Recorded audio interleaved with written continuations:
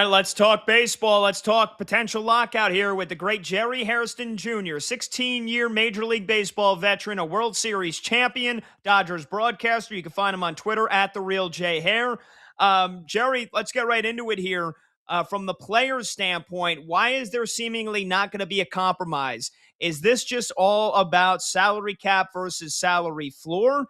And how do we potentially get closer to a compromise? The cap's $350 million, right, for the high end, and then the teams are at $225. Do you really believe these teams are going to spend $225 million? You think these teams are going to go to that number?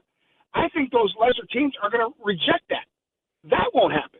And let's just say, for the sake of argument, let's say the cap was $250 and at the high end at the cap, and the floor was $125.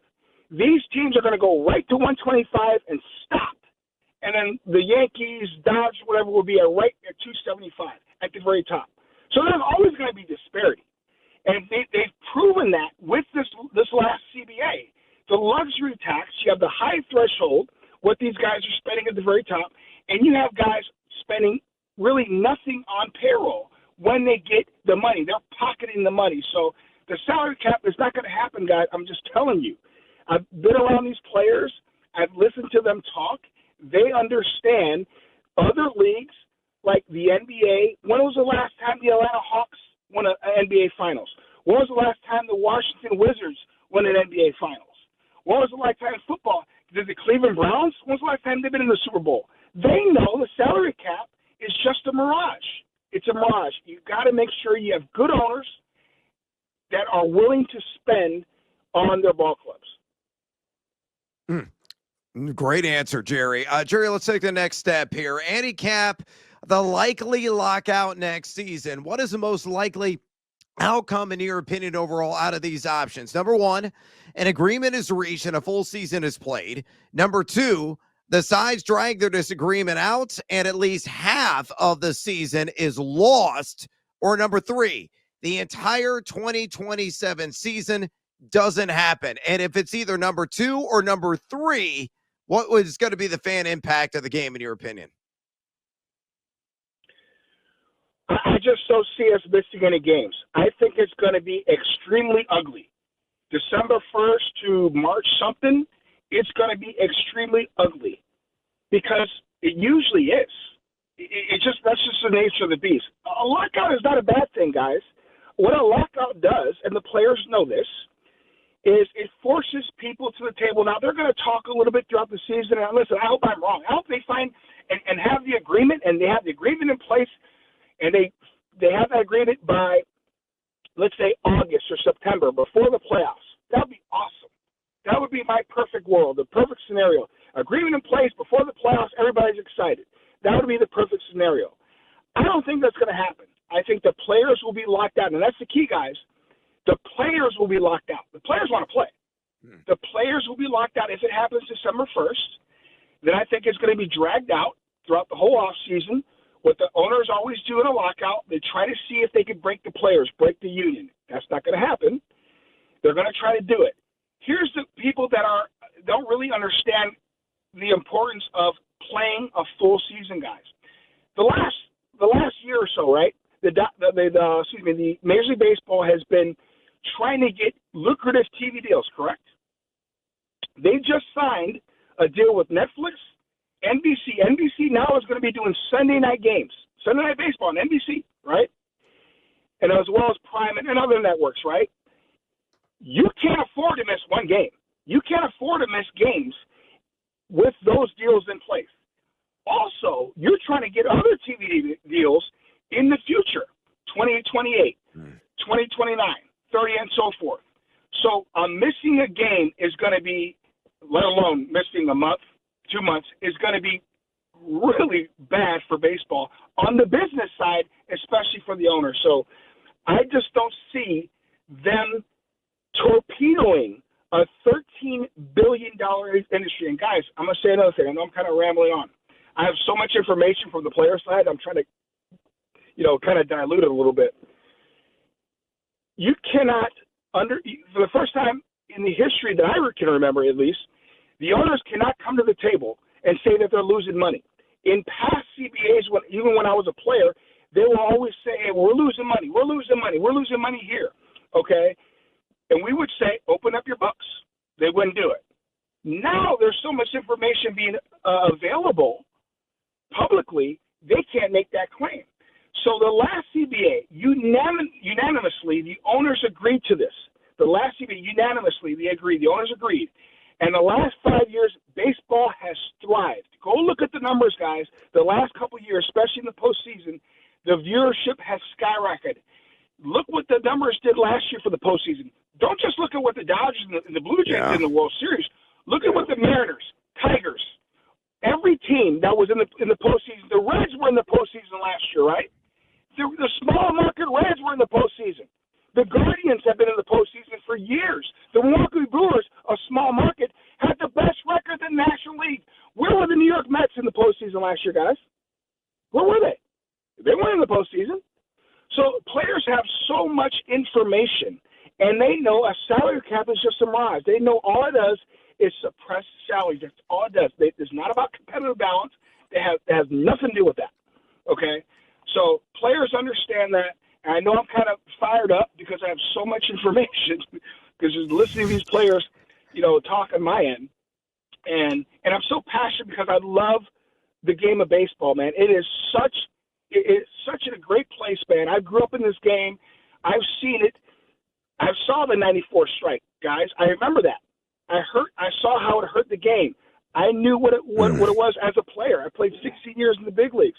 So I love this game. And before I became a player, guys, I was a fan. I am still a fan.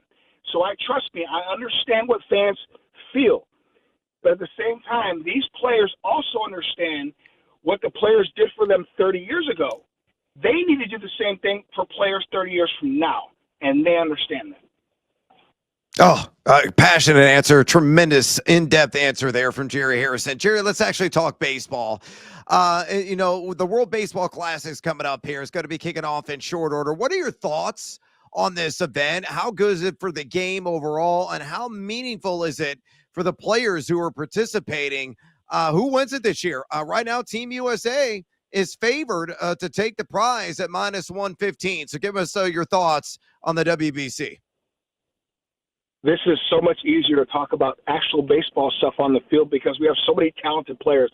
I love the WBC because it gives superstars a chance to represent their country. I love what Dominican Republic has done over the years, what Japan has done, and now what Team USA is doing. They did it in the past as well, but I love what they're doing this year. They're having elite arms, really for the first time in their prime. Paul Skeens, Scooble is in the rotation. So I'm loving the fact that these guys want to play and represent their country.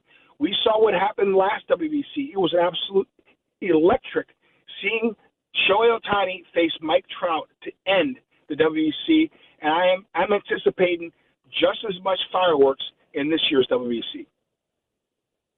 Love it.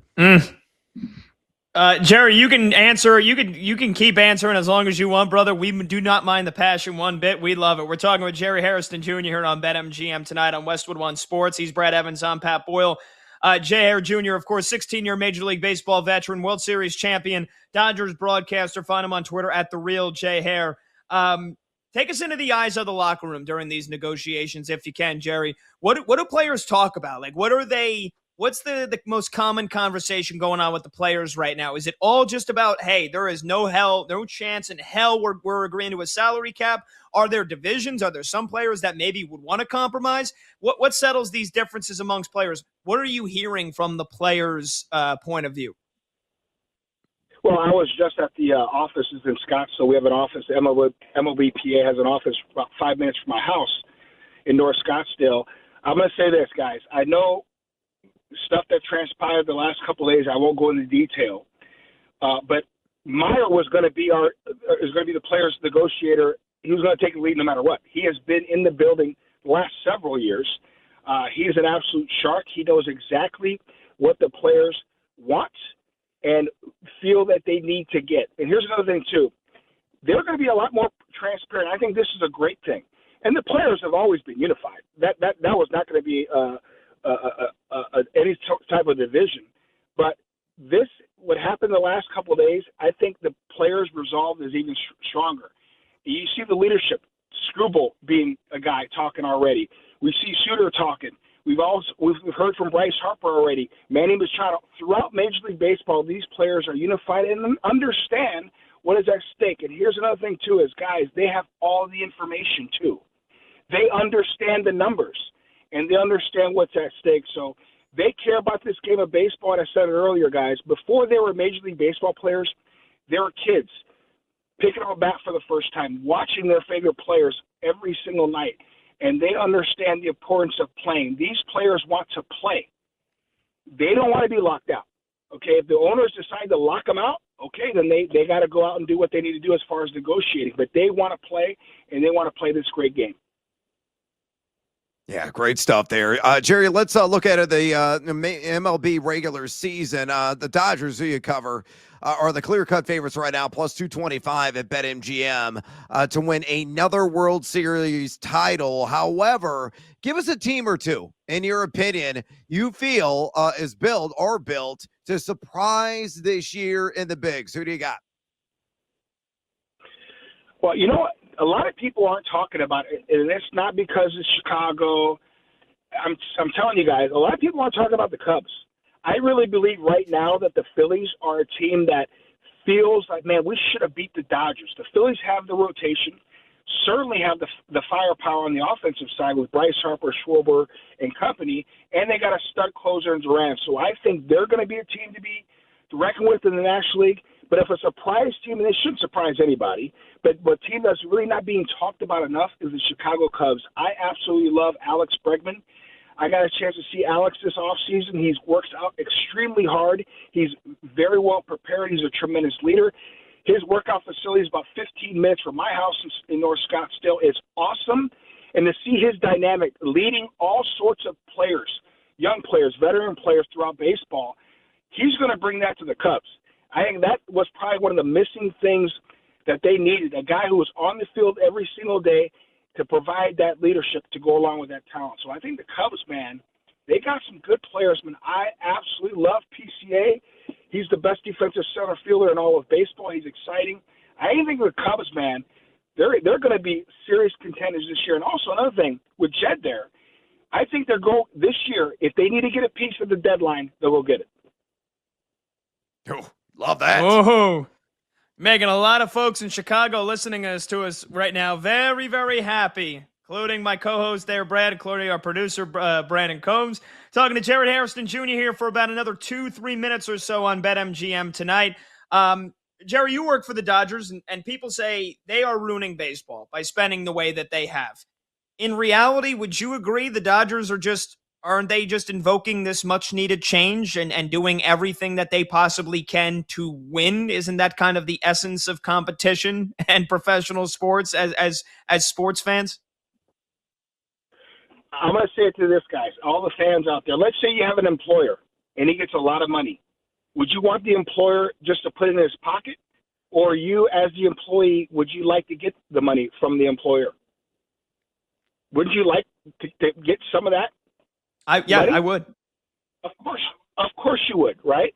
So because the Dodgers are trying to win, how is that a bad thing? Are they breaking any rules? Absolutely not. They not only do they spend money, and people don't forget, other teams spend a boatload of money and they don't reach the playoffs. The Dodgers spend wisely.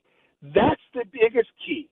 They spend wisely. Nobody wanted Freddie Freeman in the offseason a couple of years ago. The Atlanta Braves said, "No, we're going to go a different direction." Dodgers said, "We'll take him." Mookie Betts was traded away. They didn't want to extend Mookie in Boston. We'll take him, right?